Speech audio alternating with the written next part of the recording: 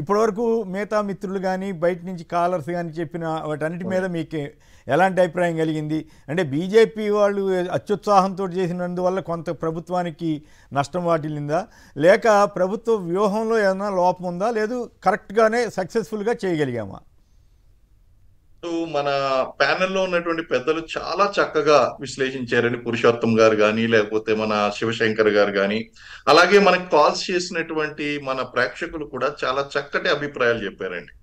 మనం ఓవరాల్ గా కనుక మనం చూసినట్లయితే మీరు అన్నట్టు కొంచెం అత్యుత్సాహం అనేటువంటిది మనకి కింది లెవెల్ ఎవరైతే ఉన్నారో తర్వాత మీరు చూడండి, ఎక్కడ కూడా మిలిటరీ మీ యుద్ధానికి వెళ్తున్నామని ప్రకటించలేదు, దేశ ప్రధాని మేము యుద్ధానికి వెళ్తున్నామని ప్రకటించలేదు. వాళ్ళు చాలా క్లియర్ గా ఉన్నారు, మేము ఆర్మీకి పూర్తి స్వేచ్ఛను ఇచ్చామో, వాళ్ళు ఏదైనా సరే లోకల్గా వచ్చినటువంటి వాటిలో ఏ నిర్ణయమైనా తీసుకోవచ్చు అనేటువంటి విషయం చెప్పారు.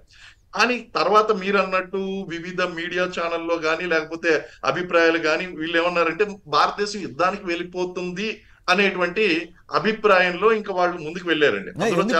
అట్లా కాదు కొంతమంది బీజేపీకి బాగా దగ్గరగా ఉన్న వాళ్ళు చేసిన వ్యాఖ్యలు కానీ ఇవన్నీ వింటే మాబోటి వాళ్ళమే ఈ దెబ్బతోటి సగం సమస్య పోతుందిలే, పీఓకే ఇటు వచ్చేస్తుంది కాబోలు అనుకున్నాం. అటో ఇటో యుద్ధం స్టార్ట్ కాకూడదు, అయితే మాత్రం కొట్టిపాడేయాలనేటువంటి ఒక అభిప్రాయం అయితే వచ్చిందండి. అది వచ్చింది. కానీ మనకి అఫీషియల్ డిక్లరేషన్ కనుక మనకి గవర్నమెంట్ అఫీషియల్ డిక్లరేషన్ లో ఎక్కడ కూడా ఆపరేషన్స్ లో ఈ విషయం మాట్లాడలేదండి. మా యొక్క ధ్యేయం పాకిస్తాన్ ఓడించడం అని కానీ, లేకపోతే అక్కడ పిఓకేని ఆక్యుపై చేయడం అనేటువంటిది కానీ, ఇటు రక్షణ శాఖ మంత్రి లేదా ప్రధానమంత్రి గారు లేదా మిలిటరీ వర్గాలు ఎవరు కూడా ఈ విషయాన్ని చెప్పలేదు. అయితే ఆ విధమైనటువంటి సినారియో క్రియేట్ అయిపోయింది. రెండో విషయం ఏంటి అంటే అండి, ఇక్కడ యుద్ధం అంటూ మనం వెళ్ళిపోవచ్చు, అది పెద్ద కష్టం కాదు.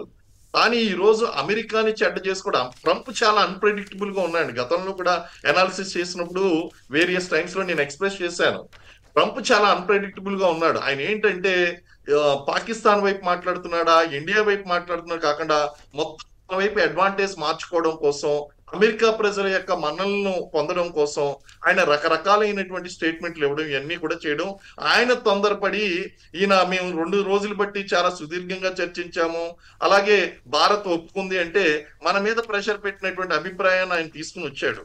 కానీ అక్కడ మన మిలిటరీ ఆఫీసర్స్ లేకపోతే అధికార ప్రతినిధులు ఏం చేశారంటే ఈ డ్యామేజ్ తగ్గించడం కోసం సీజ్ ఫైర్ అనేటువంటిది కేవలం ఒక చర్చకు దారి తీయడానికి ముందు చేసినటువంటి చర్య మాత్రమే. ఆపరేషన్ సింధూర్ కొనసాగుతుంది. ఇప్పుడు అన్నట్టు మనకి ఈ ఉగ్రవాదులను అప్పగించడం గురించి కానీ లేకపోతే పిఓకే విషయాల మీద గురించి కానీ ఈ రోజు చర్చలో గనక మనం విఫలం అయితే గనక అది కొంచెం హిస్టారికల్ మిస్టేక్ గా మారబోతుందండి. అది ఖచ్చితంగా మనం ఏం చేయాలి, ఈ యొక్క ఉగ్రవాదుల గురించి మనం మాట్లాడుకోవాలి, పిఓకే గురించి మాట్లాడాలి, చర్చల్లో కాదు సార్. పిఓకే ఇష్యూ డీజీఎం స్థాయిలో ఎట్లా పరిష్కారం అవుతుంది? దేశ ప్రధాన అంటే ఇనిషియల్ గా స్టార్ట్ అయింది కాబట్టి ఎస్కలేషన్ కి మనం తీసుకోవచ్చండి. ఇప్పుడు ఈ డిస్కషన్ లో మనం స్టార్ట్ చేసి దాన్ని మేబీ ప్రధానమంత్రులు కూర్చోవచ్చు, నెక్స్ట్ మీటింగ్ కూడా వెళ్ళొచ్చు. ఇది మనం ఒక డిస్కషన్ అడిగినంత మాత్రాన్ని అప్రోచ్ ఈ సమస్య ఎప్పుడూ పరిష్కారం అయ్యేది కదా. అదే అంటే ప్రైమ్ మినిస్టర్ గారు కూడా అన్నారు ఉగ్రవాదులతో పాటు పిఓకేని అప్పగించాల్సిందే అని. అది మరి అవుతుందా? ఇప్పటి వరకు అసలు దాడి చేసి కొట్టేస్తారు కదా. ఏ చర్చలు ఇప్పుడు డీజీఎంఓ లెవెల్లో అయిపోతుందా, ప్రధానమంత్రుల స్థాయిలో మళ్ళీ ఇంకొక భేటీ ఉంటుందా? ఈ చర్చలు కూడా ఈ రోజు పూర్తవుతాయని నేను అనుకోవడం లేదు. ఇవి కొనసాగుతాయండి, కొన్ని రోజుల పాటు ఈ చర్చలు కొనసాగుతాయి. ఈ లోపులో గనక ఏ మాత్రం పాకిస్తాన్ దుందుడుకు చర్య చేసినా ఇక్కడ యుద్ధం నెగ్గడం ఇంపార్టెంట్ కాదండి, మనకి నష్టం కలగకుండా యుద్ధం నెగ్గడం అనేటువంటి చాలా ఇంపార్టెంట్. ప్రెసెంట్ సినారియోలో మనకి నష్టం కలిగించకుండా యుద్ధం నెగ్గడం అనేటువంటిది చాలా ఛాలెంజింగ్ ఇష్యూ అండి. కాబట్టి దాన్ని దృష్టిలో పెట్టుకుని ఆచితూచి మనం అడుగులు వేయాలి. ఖచ్చితంగా మనం ఇన్ని కోట్ల మంది ప్రజల యొక్క ఆశాభావం ఏంటి అంటే పిఓకేని స్వాధీనం చేసుకోవాలి. అందరూ everybody agrees.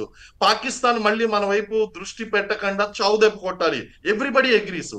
But how is very important అండి. మన ఇల్లు కాలిపోతూ పక్కవాడి ఇల్లు నాశనం చేస్తాడు.